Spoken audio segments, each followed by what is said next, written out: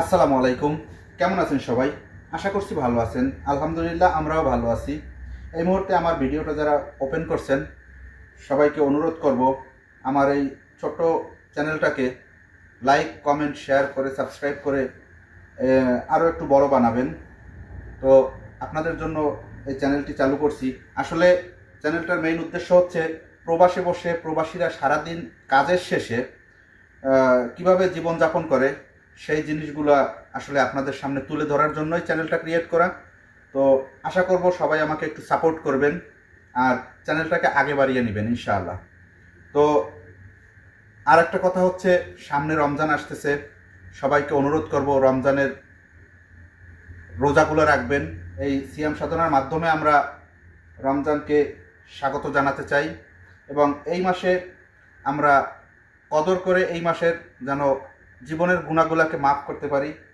আসলে হাদিসে একটা কথা আছে যে নবী করিম সাল্লাল্লাহু আলাইহি ওয়াসাল্লাম যখন মিম্বারে উঠতেছিল তখন উনি 3 ধাপে 3 বার করে আমিন আমিন আমিন বলতেছিলেন। তখন সাহাবীরা জিজ্ঞেস করলেন যে আসলে হুজুর, আপনি 3 বার আমিন বলার কারণ কি? এটার মধ্যে কি এমন ফজিলত আছে? কেন বললেন? তখন নবী করিম সাল্লাল্লাহু আলাইহি সাল্লাম উত্তর দিয়েছিলেন যে আসলে এই মুহূর্তে আমার কাছে আসছিল জিব্রাইল আলাইহিস সালাম। তিনি এসে বলছিলেন যে যেই লোক রমজান মাস পেয়েও তার জীবনের গুণাগুলাকে মাফ করাতে পারলো না, সে ধ্বংস হয়ে যাক। তখন আমি বলছিলাম আমিন। তারপরে দ্বিতীয় আমিনটা বলছি এই জন্য যে নবী করিম সাল্লাল্লাহু আলাইহি সাল্লামের নাম শোনার পরে দরুদ পাঠ করে না, তিনিও ধ্বংস হয়ে যাক। তখন আমি বলছি আমিন। তারপরে তৃতীয়বার আমিন বলার কারণ হচ্ছে যে যে বৃদ্ধা বাবা মাকে পেয়ে অথবা দুজনের একজনকে পেয়েও তার জীবনের গুনাহকে মাফ করাতে পারলো না, সেও ধ্বংস হয়ে যাক। তখন নবী করিম সাল্লাল্লাহু আলাইহি সাল্লাম বলছিলেন আমিন। তো সবাইকে অনুরোধ করব, যাদের বাবা মা বেঁচে আছেন সবাইকে সেবা করবেন। আর বাবা মায়ের সেবাই হচ্ছে আল্লাহর ইবাদতের পরের স্থান, অতএব তাদের সেবা করবেন। তো চলুন আজকের ভিডিও শুরু করি। ভিডিওতে আজকে দেখাবো কবুতরের বাচ্চার রান্নার রেসিপি। আমরা প্রথমেই পাতিলের মধ্যে রসুন এবং দারচিনি দিয়ে দিলাম এবং এখন দিয়ে দেবো সয়াবিন তেল। পরিমাণ মতন সয়াবিন তেল দিয়ে দিলাম। সেহেতু 5-6টা এলাচ দিয়ে দিলাম, সাদা এলাচ।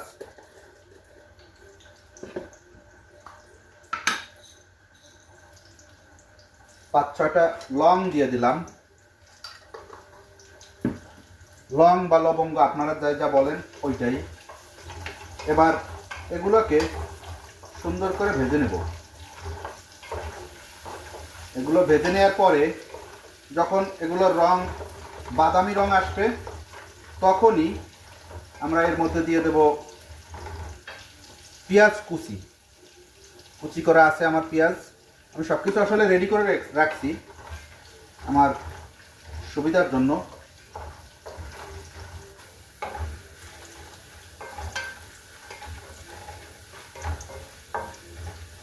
এগুলো অলরেডি বাদামি কালার চলে আসছে, দেখতে পাচ্ছেন।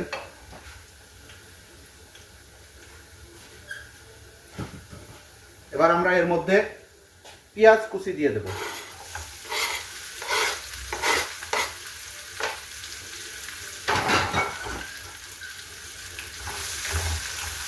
এটা দিয়ে সুন্দর করে এটাও ভেজে নিব।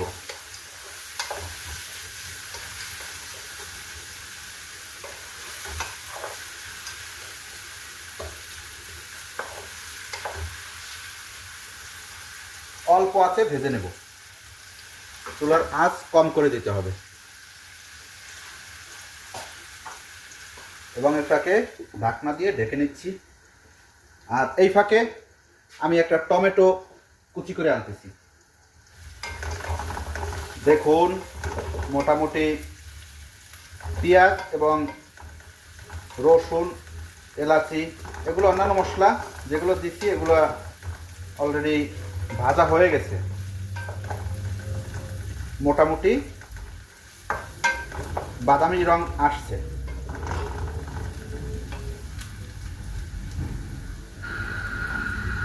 আমরা এ পর্যায়ে এর মধ্যে কুচি করা টমেটো দিয়ে দেব। এর মধ্যে এখন কুচি করা টমেটো দিয়ে দেব। আর এর মধ্যে টমেটো দেওয়ার মেইন উদ্দেশ্য হচ্ছে এর গ্রেভিটা যাতে গাঢ় হয়।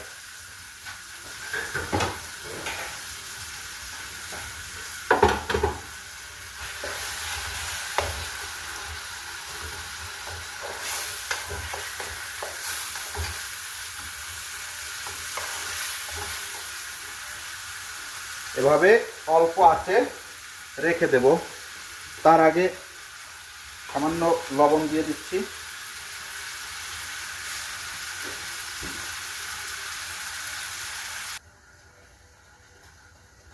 আসলে প্রত্যেকটা প্রবাসী সারাদিন অক্লান্ত পরিশ্রম করার পরে তারা রাতে এসে এভাবে বাসায় এসে রান্না করে খেতে হয়। তো সবাই প্রবাসীদেরকে ভালোবাসবেন। আসলে প্রবাসীদের জীবনের সবথেকে বড় কষ্ট হচ্ছে তারা প্রিয়জনকে ছেড়ে প্রবাসে থাকাটাই হচ্ছে তাদের সবথেকে বড় কষ্ট।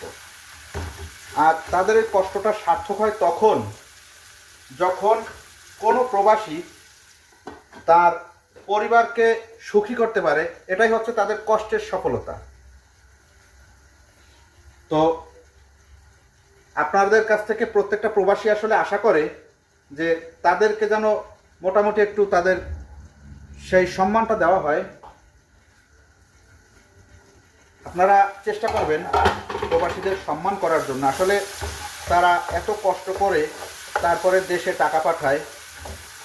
আর প্রবাসীরাই হচ্ছে বাংলাদেশের একমাত্র রেমিটেন্স যোদ্ধা যারা এখনো পর্যন্ত বাংলাদেশের উন্নয়নের চাকা চলমান রাখছেন। সকল প্রবাসী ভাইদেরকে আমার পক্ষ থেকে স্যালুট।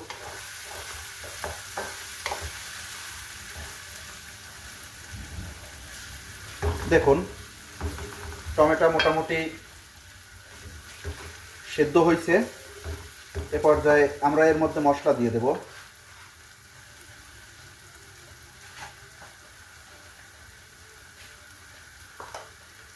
এখানে আমরা 1 চা চামচ হলুদের গুঁড়া দিলাম,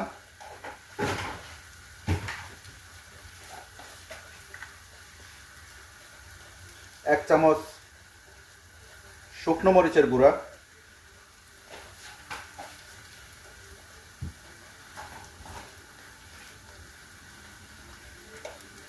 1 চামচ কারি পাউডার,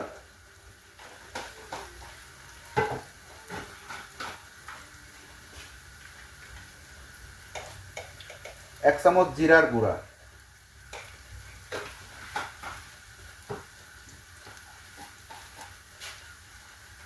আর হচ্ছে ছোট্ট চায়ের চামচের 2 চামচ মাংসের মশলা।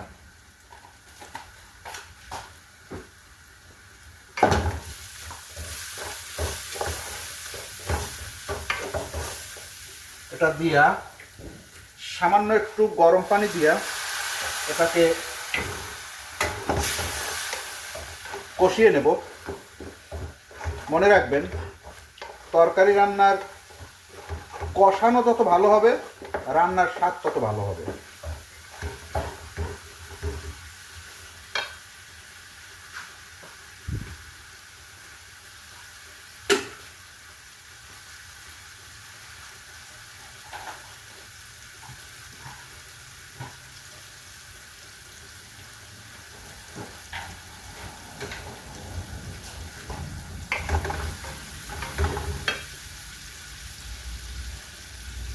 আসলে রান্নায় রং আনার জন্য আমি কিছুটা কাশ্মীরি রেড চিলি পাউডারও দিচ্ছি, রঙটা ভালো আসে এতে।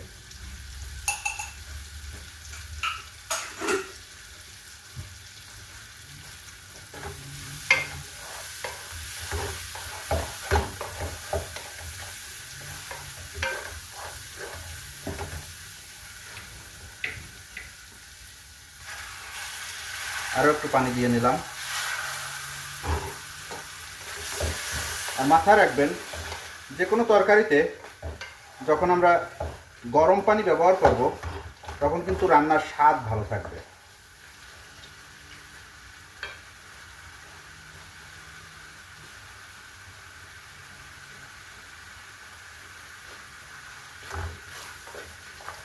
দেখুন রংটা এমন হবে।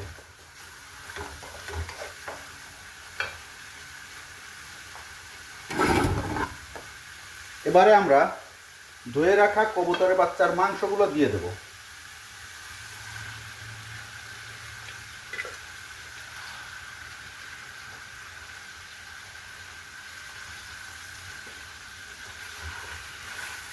নেড়ে চেড়ে কষিয়ে নেব।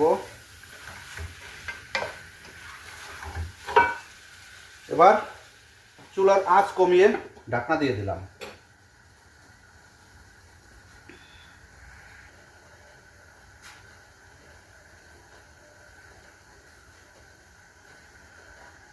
এবার আমরা দেখে নেব যে কেমন হলো। আমরা হালকা একটু গরম পানি দিয়ে আরো কষিয়ে নেব।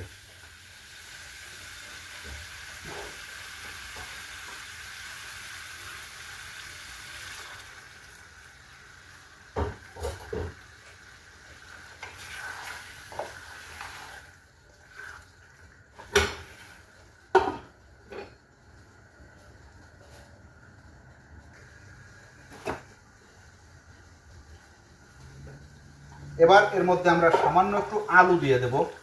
আলু দিলে মাংসের স্বাদ একটু পাল্টে যায়। আপনারা চাইলে আলু দিতেও পারেন, নাও দিতে পারেন।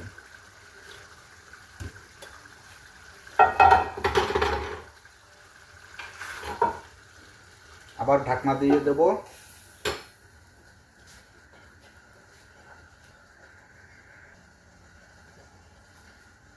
তো দেখি মাংসটা কেমন কষানো হলো।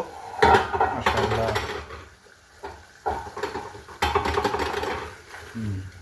মাংসটা কষানো হয়ে গেছে। মাংস যে কষানো হয়েছে বা তরকারি যে কষানো হয়েছে সেটা বুঝবেন এভাবেই।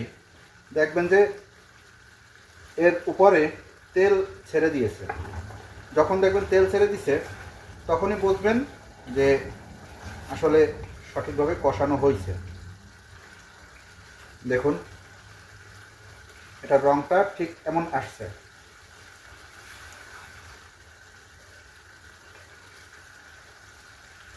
এক্ষেত্রে আমরা আরেকটু চুলার আগুন আর একটু বাড়িয়ে নেব, যাতে করে তাড়াতাড়ি করে মোটামুটি যদি পানি থাকে সেটু টেনে যাবে।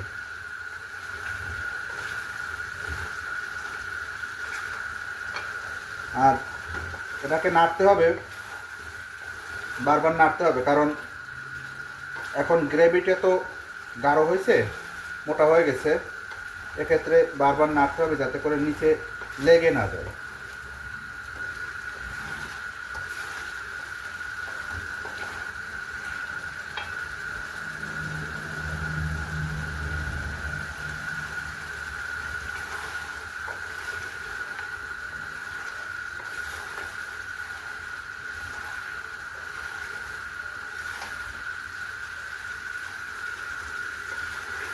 হ্যাঁ, এখন নিচে হালকা হালকা লেগে যাচ্ছে। এখন আমরা এক্ষেত্রে জলের পানিটা দিয়ে দেব। এভাবে দিয়ে দেব আর চারিপাশে আস্তে আস্তে করে গরম পানি ঢেলে দেব, যাতে করে মশলাটাও ধুয়ে নেমে গেল ভিতরে, আর পানিটাও দেওয়া হয়ে গেল।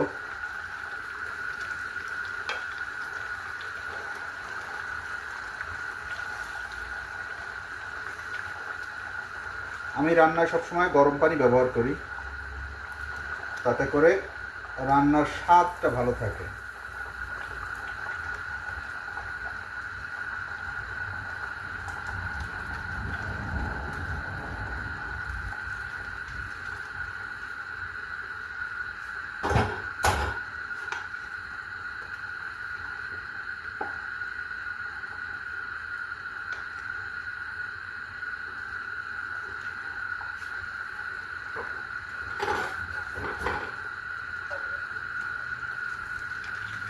ঝোলের পানি দেওয়া শেষ। এবার আমরা ঢাকনা লাগিয়ে সেদ্ধ করে নেব। এরপরে দেখা হবে একদম রান্নার শেষে ইনশাআল্লাহ। এরপর আর কোনো কাজ নেই, বাস এখন সেদ্ধ করাই কাজ। এবার আমাদের দেখে নেওয়ার পালা আমাদের রান্নাটা কতদূর হলো। মাশাআল্লাহ মাশাআল্লাহ, রান্না আমাদের প্রায় শেষ। দেখুন ঠিক এভাবে হয়েছে, সব কিছু সিদ্ধ হয়ে গেছে আলহামদুলিল্লাহ।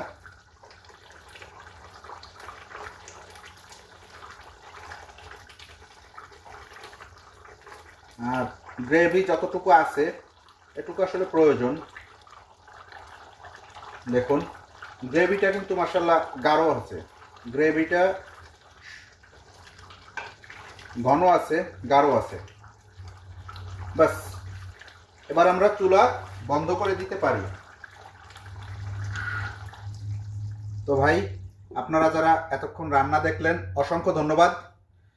আর আমাকেও একটু সবাই লাইক কমেন্ট শেয়ার করে সাবস্ক্রাইব করে চ্যানেলটাকে বড় করবেন, এই প্রত্যাশায় আজকের মতন এখানেই আমার রান্নার ভিডিও শেষ করছি। সবাই ভালো থাকবেন, সুস্থ থাকবেন, চারপাশের সবাইকে ভালো রাখার চেষ্টা করবেন। আর এই কামনায় আজ এখানেই আমার ভিডিও শেষ করছি। আল্লাহ হাফেজ।